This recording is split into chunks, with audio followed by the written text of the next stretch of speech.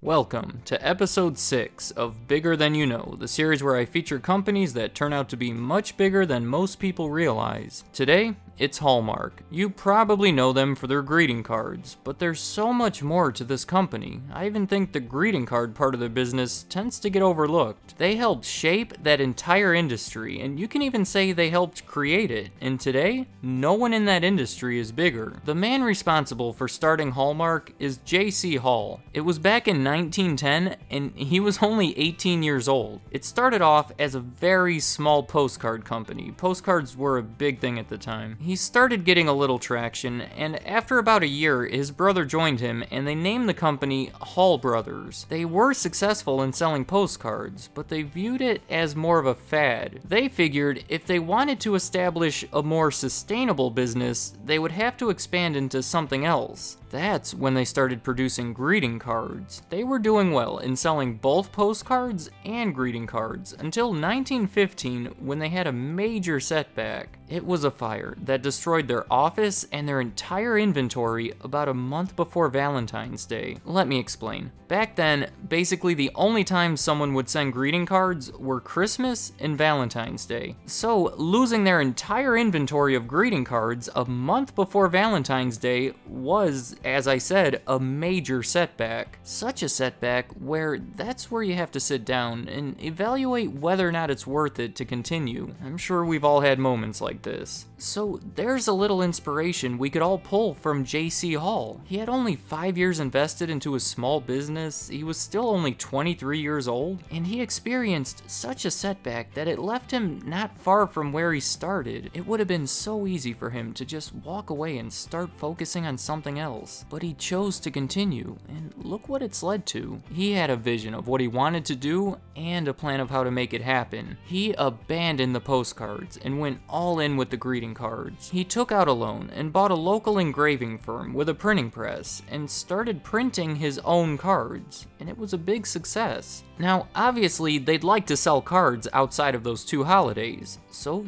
they just started doing it. Why not? First, they offered an everyday card. It would say, "Thanks for being such a great friend," or something like that. It soon expanded to birthdays and anniversaries. Today, you can buy a card from Hallmark for just about any occasion. And there's a term called Hallmark Holiday. There's holidays like Grandparents' Day and Sweetest Day. People even accuse Hallmark of inventing these holidays just to sell cards. I found a page on their website where they deny it. And of course, they didn't invent any of them, but they sure do benefit from them. If there's a holiday or occasion where people can potentially exchange cards, Hallmark will offer them. So the fact that there's now a holiday practically every month where we go out and buy cards for it, that's because of Hallmark. Aside from starting the tradition of exchanging cards for all these holidays, Hallmark also invented gift wrap. And it was an accident. People used to conceal their gifts by just using colorful tissue paper, and in the Christmas season of 1917, Hallmark ran out of it. They did have some fancy French paper they would use for the envelope linings, so they decided to sell it as a way to wrap your gift. Everyone loved it, and it inspired them to produce their own gift wrap. So, the fact that we now wrap all our gifts in this fancy patterned gift wrap,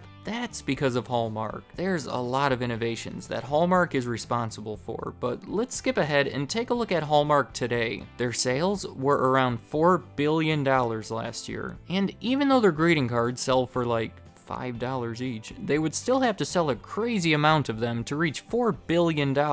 Their greeting card segment is actually only one of 6 segments. Everything we've discussed so far falls into this first segment. They're produced in more than 30 languages, over 100 countries. They have an estimated 51% market share in the greeting card market, well ahead of their closest competitor. Enough so where I think you could use the word dominant to describe them. The segment consists of multiple product lines, you've got Signature, Studio Ink, Shoebox, that's their funnier stuff. They all offer something different. Hallmark made greeting cards what they are today. They've been successfully selling them for more than 100 years, and still, no one else even compares. Now, let's take a look at the other 5 segments. Hallmark Retail. This is a chain of 2,000 Hallmark Gold Crown stores. They're in Canada, England, Ireland, Scotland, and of course the United States. It's basically a store where you can buy all the stuff that Hallmark offers. The next segment, Hallmark Home and Gifts. As the name says, it's their selection of decorations and gifts. They make vases, picture frames, candles, calendars, bags, wallets, glassware, just a bunch of things like that. If you're looking for a simple gift or some decorations for your home,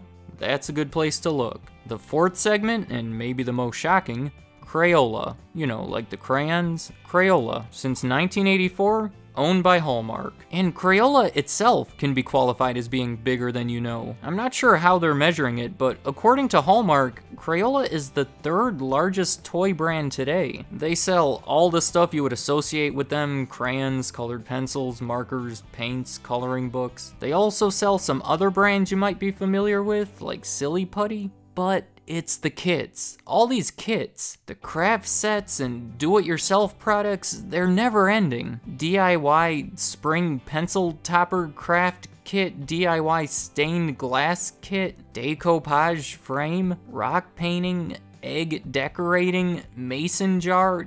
I'll stop. And then there's grant programs, and just go check out the Crayola website. There's an air marker sprayer, emoji marker maker, troll light up tracing pad. Yeah, I'll stop. I'll go to their 5th segment. It's one that you may have already known going in.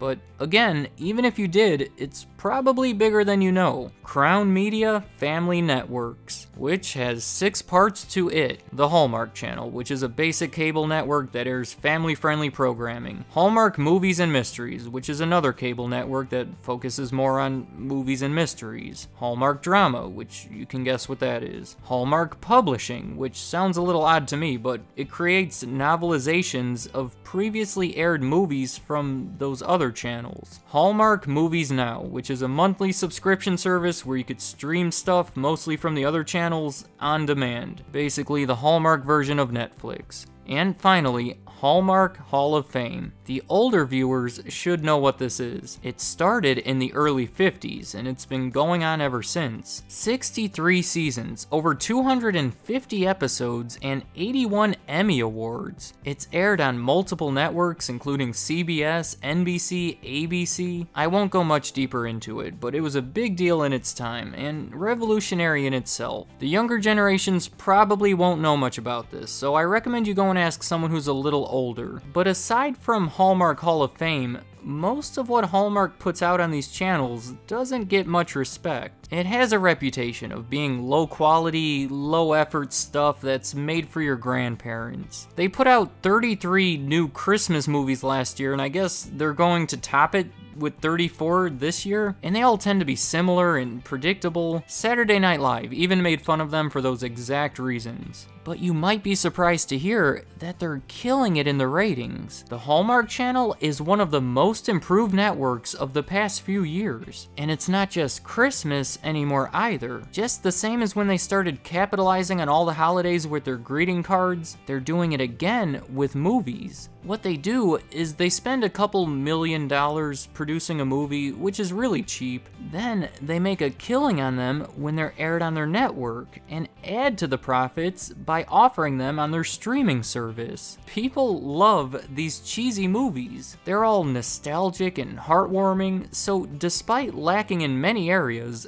they still offer something to the audience, something that doesn't cost much to deliver. I would like to talk more about their unique way of profiting from these movies, but for now, let's just respect what they've done. In a time where people are ending their cable and satellite services and many networks are suffering, Hallmark is doing better than ever. And finally, the 6th segment of their business, Crown Center. It's their real estate development business. Consists of 85 acres of hotels and offices around their headquarters in Kansas City, Missouri. It's where their visitor center is located. 5 million people visit it each year. Not much to say about it. If this video was especially intriguing to you, maybe make that your next vacation. I don't know. That was all 6 segments, and I'm sorry to say I didn't give any of them justice. They're much bigger and complex than I could express in a brief video like this. But let's try doing a quick summary right here, and maybe it'll all sound bigger when it's said together. Hallmark helped make greeting cards what they are today, and remain unrivaled in the industry. They operate 2,000 retail stores across 5 different countries. They make numerous decorations and gifts. They own Crayola. Let's not get started with that one again. They have 3 successful television networks, a video streaming service, in addition to sponsoring a 67-year-long running honored television program, and that odd publishing thing. And don't forget about their real estate development business. Now, there's no way you knew all of that. And that's why Hallmark is bigger than you know. Let me know in the comments, what do you think about Hallmark? I know this video mostly shows them in a positive light, but a good part of the public